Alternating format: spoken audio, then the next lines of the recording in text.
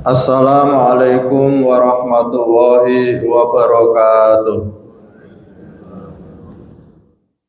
Al-Fatihah. A'udzu billahi minasy syaithanir rajim. Bismillahirrahmanirrahim. Alhamdulillahi rabbil alamin. Ar-Rahmanir Rahim. Malik yaumiddin. Iyyaka na'budu wa iyyaka nasta'in. Ihdinas siratal mustaqim. Siratal ladzina an'amta 'alaihim ghairil maghdubi 'alaihim waladdallin. Amin. Bismillahirrahmanirrahim. Su'batus sabi'atu wal arba'una. Tegese cabang iman kang kaping 47, yaiku tobat. Qala Allah Ta'ala fi kitabil karim. A'udzu billahi minasy syaithanir rajim. Bismillahirrahmanirrahim. Ya ayyuhalladzina amanu tubu ilallahi taubatan nasuha. He wong mukmin kabeh, padha tobato sira kabeh kelawan tobat nasuha. Ana dene maknane tobat nasuha iku tobat ingkang bersih mung lillahi ta'ala, ingkang sepi saking mambu-mambu bali marang maksiat. Ana dene wong kang tobat saking dosane iku kaya wong kang ora duwe dosa. Bismillahirrahmanirrahim. Pagi hari ini kita melanjutkan cabang iman yang ke-47, yaitu tobat. Nah, ini biar lebih jelas, ada satu perumpamaan. Ada orang yang kurus, lalu batuknya tidak sembuh-sembuh, tidak bisa melaksanakan pekerjaan dengan baik karena sakit, makan tidak enak, tidur tidak nyenyak. Akhirnya datang ke seorang dokter. Lalu dikatakan oleh seorang dokter, kamu ini kena penyakit infeksi pernapasan.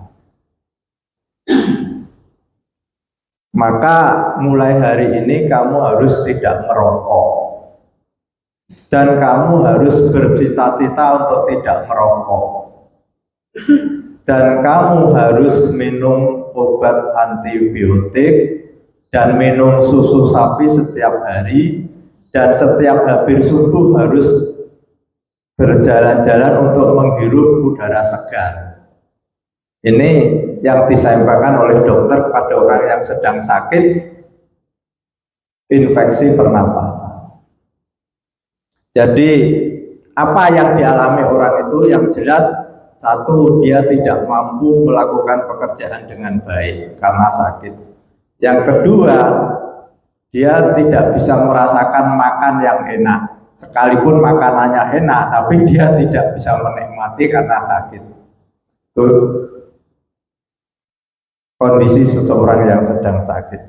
Lalu oleh dokter, penyakitnya ini disebabkan oleh karena dia perokok berat, sehingga mulai hari ini harus tidak merokok dan bercita-cita untuk tidak mengulangi merokok, dan harus minum susu sapi setiap hari dan harus menghirup udara segar. dan harus minum antibiotik. Ini sebagai perumpamaan. Lalu hubungannya dengan tobat. Nah, tobat itu hubungannya dengan dosa yang kita lakukan. Nah, dosa itu adalah racun bagi iman kita. Maka ketika kita melakukan dosa dan dosa itu berulang-ulang akan mengakibatkan iman kita itu sakit. Ketika iman itu sakit, maka tidak akan mampu melaksanakan ibadah-ibadah yang harus kita lakukan. Kenapa? Karena imannya baru sakit. Malas ke masjid, malas melakukan sholat, malas mendengarkan taklim. Ini kondisi iman kita baru sakit. Yang kedua, tidak akan merasakan nikmat beribadah. Kenapa? Karena sakit. Ibarat orang yang sakit itu dikasih sate, tidak ada nafsu untuk makan sate. Dikasih apa yang enak-enak, bagi orang yang sehat itu enak. Tapi kalau orang sakit itu tidak ada ngaruh. Bahkan bau makanan yang mestinya enak dia mau muntah. Begitu juga iman. Ketika iman kita sakit, maka yang pertama kita tentu merasa berat untuk melakukan ibadah. Yang kedua, kita tentu tidak merasakan nikmatnya beribadah. Maka orang-orang yang imannya sehat itu semangat untuk melakukan ibadah dan dia merasakan nikmat melaksanakan ibadah, nikmat zikir pada Allah, nikmat rahmat. Nah, ini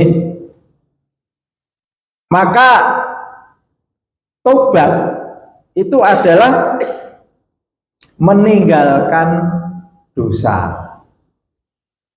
Yang kedua, bercita-cita untuk tidak melakukan dosa. Lalu yang ketiga, harus beramal ibadah yang sebanyak-banyaknya agar kondisi iman itu sehat. Karena amal ibadah itu ibarat makanan bagi tubuh kita. Ketika kita melakukan ibadah yang banyak, maka iman itu akan sehat. Nah, sehatnya iman ini akan mudah melakukan ibadah. Dan ketika iman sehat, maka akan merasakan nikmatnya ibadah. Nah, ini kembali lagi diri kita. Kita bisa mengevaluasi diri kita. Ketika kita aras-arasan, wah ini berarti iman kita baru tidak sehat. Masuk angin. Ketika kita membaca Al-Quran, berzikir kok tidak merasa nyaman hati kita, itu berarti iman kita baru sakit. Ini evaluasi. Lalu dosa itu pada umumnya itu ada 3 macam.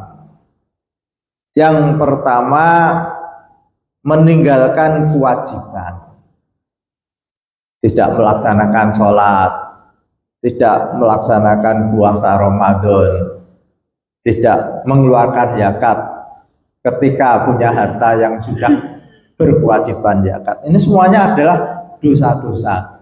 Dan dosa-dosa ini akan berpengaruh pada kesehatan iman kita. Lalu agar kita itu bisa menghilangkan dosa-dosa itu, ketika kita melakukan pelanggaran tidak melaksanakan sholat, maka konsekuensinya harus diulang. Misalkan kita sholat zuhur karena sibuk tidak melaksanakan sholat, maka sebagai tobat kita, sholat itu harus kita qadha, bahasanya qadha, kita ulang di waktu yang lain. Setelah kita ulang sholat kita yang tadi kita tinggalkan, kita mohon ampun pada Allah Subhanahu wa Ta'ala agar kesalahan itu diampuni. Maka ketika kita sholat sudah kita ulang dan kita mohon ampun pada Allah Subhanahu wa Ta'ala, maka kita seolah-olah sudah tidak punya dosa lagi, sudah bersih lagi. Begitu juga ketika kita meninggalkan tidak berpuasa Ramadan tanpa ada halangan yang membolehkan tidak puasa, maka kita harus mengqadha puasa itu. Misalkan hutangnya 3 hari, ya kita puasa yang tidak kita lakukan 3 hari, kita qadha 3 hari dan memohon ampun pada Allah Subhanahu wa Ta'ala atas kesalahan itu sudah selesai. Begitu juga orang yang berkewajiban zakat, kena zakat tahun ini 10 juta, dia tidak keluarkan karena eman-eman, maka sebagai bentuk tobatnya ya harus dikeluarkan 10 juta dan mohon ampun pada Allah Subhanahu wa Ta'ala. Itu sudah selesai. Lalu yang kedua yaitu dosa yang berkaitan melanggar larangan Allah Subhanahu wa Ta'ala. Misalkan minum minuman keras, lalu berjudi. Tobatnya bagaimana? Harus menyesal atas perbuatan itu dan tidak mengulangi lagi. Bagi orang yang mabuk-mabukan, ya dia harus menyesal atas perbuatan itu dan dia bercita-cita untuk tidak mengulangi. Dan mohon ampun pada Allah Subhanahu wa Ta'ala. Dosa yang ketiga yaitu dosa yang berhubungan dengan sesama hamba Allah. Ini agak sulit ini. Yang pertama yaitu berkaitan dengan harta. Misalkan kita mengambil harta orang lain atau mengambil harta rakyat, korupsi, maka sebagai tobatnya yaitu mengembalikan uang yang dikorupsi itu harus dikembalikan, atau uang yang diambil itu harus dikembalikan. Kalau mengambilnya 1 miliar, ya 1 miliar itu harus dikembalikan. Lalu yang kedua, minta kerelaan, minta maaf atas kesalahan yang dia lakukan. Misalkan orang itu mencuri, lalu dia bilang, Pak Haji Udawi, kemarin uang Bapak tak ambil, ini 1 juta saya kembalikan. Itu sudah selesai. Yang kedua, saya mohon maaf atas kesalahan saya karena mencuri. Lalu yang ketiga, mohon ampun pada Allah Subhanahu wa Ta'ala atas pelanggaran, mestinya itu tidak boleh mencuri. Nah, yang sulit kan orang-orang korupsi. Korupsi 1 miliar harus dikembalikan pada negara. Yang kedua, harus mohon maaf kepada seluruh warga negara yang ada di negara itu. Maka harus diumumkan di media massa, saya mohon maaf pada warga negara karena saya ini korupsi uang sekian. Ketika itu tidak dilakukan, maka prosesnya besok di akhirat sangat sulit, karena bisa jadi Pak Sigit itu memaafkan, tapi Pak Haji Udawi tidak memaafkan. Berat, karena orang banyak. Tapi kalau saya misalkan mengambil uangnya Pak Sigit, urusannya dengan Pak Sigit selesai. Pak Sigit, ini uang Bapak sudah saya kembalikan dan saya mohon maaf. Oh iya, saya maafkan, tidak apa-apa, selesai.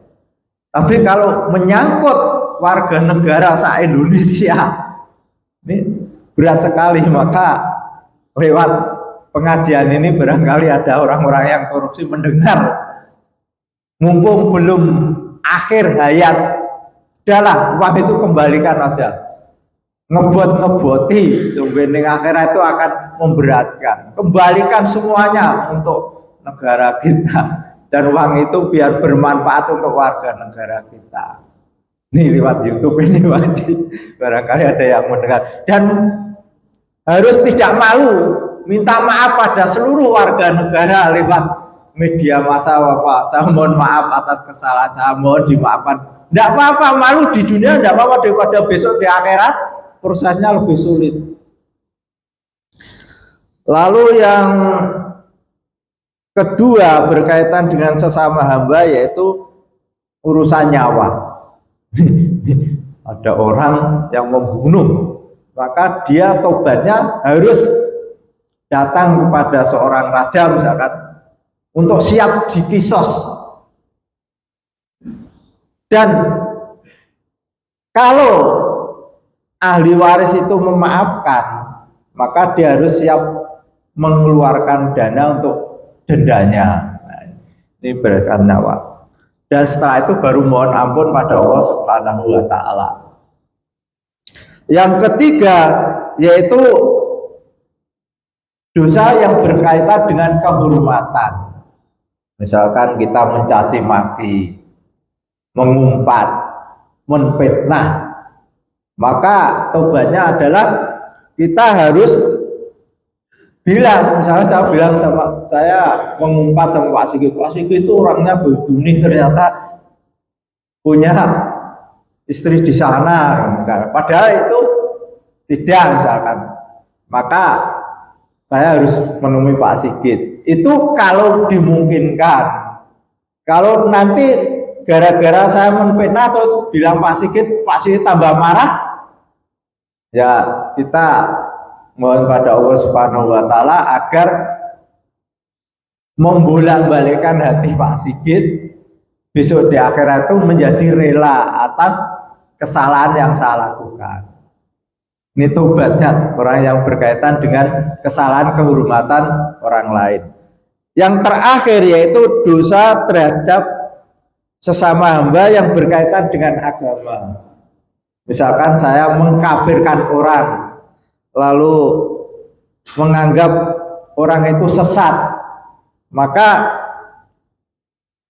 kita harus minta maaf atas kesalahan itu dan mohon ampun pada Allah Subhanahu wa Ta'ala atas kesalahan itu. Dan ketika orang itu sulit untuk memberikan maaf, maka kita selalu mohon pada Allah agar membolak-balikkan hati orang yang kita zalimi dan besok di akhirat tidak menuntut atas kesalahan itu. Al-Fatihah. A'udzubillahi minasyaitonirrajim. Bismillahirrahmanirrahim. Alhamdulillahirabbil alamin arrahmanirrahim maliki yaumiddin. Iyyaka na'budu wa iyyaka nasta'in. Ihdinas siratal mustaqim. Siratal ladzina an'amta 'alaihim ghairil maghdubi 'alaihim waladdallin. Amin. Wassalamualaikum warahmatullahi wabarakatuh.